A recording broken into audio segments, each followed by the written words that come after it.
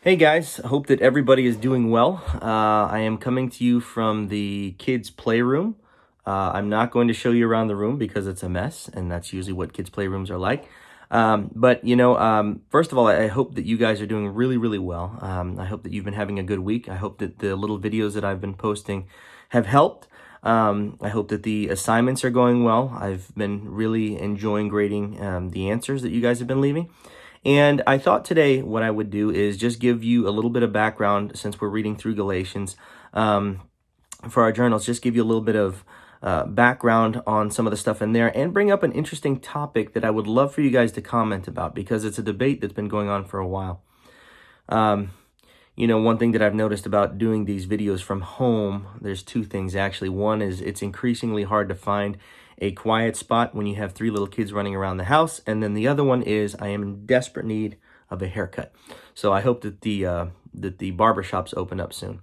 But anyway, the topic that I wanted to bring before you guys is the debate between works and faith. Let me explain that just a little bit.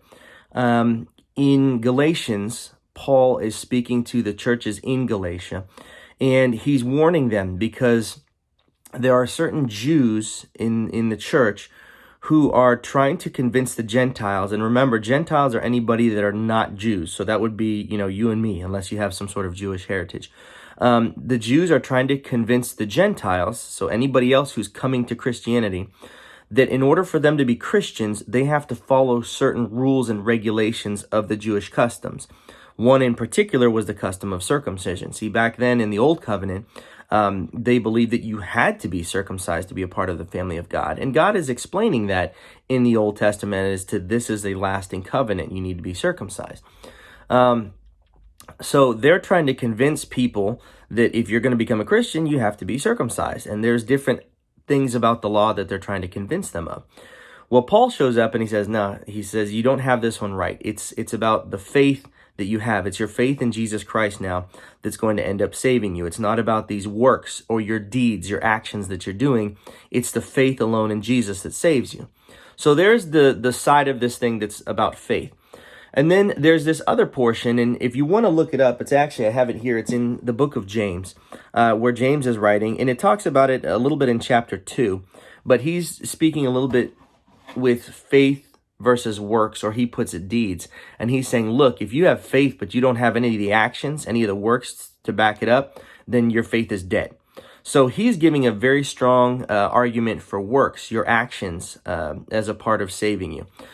So the question that I wanted to pose to you guys, and here's what I'd like for you to do. I'd like for you guys to leave some comments. As a matter of fact, I'll count that as your participation grade for this week.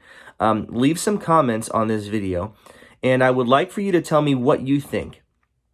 Is it your faith in Jesus that saves you? So is it the faith? Or is it the works, your deeds, your actions, and following what he's asked you to do that saves you? Because there can be an argument made for both, one in Galatians and one in James. And you can take a look at them, and I would love it if you would leave some scriptural background on that. Because you know what? You need to be able to back up what you believe. And so leave me some comments. Let me know what you think about this, and then we will have another discussion about it later on, and we can talk a little bit further in depth about the scriptures. But like I said, go ahead and think about this. Look at the passages, and then I want you to comment and let me know whether you think that it's the faith or whether it's the works that is what's going to ultimately justify us before God. Okay? Thanks.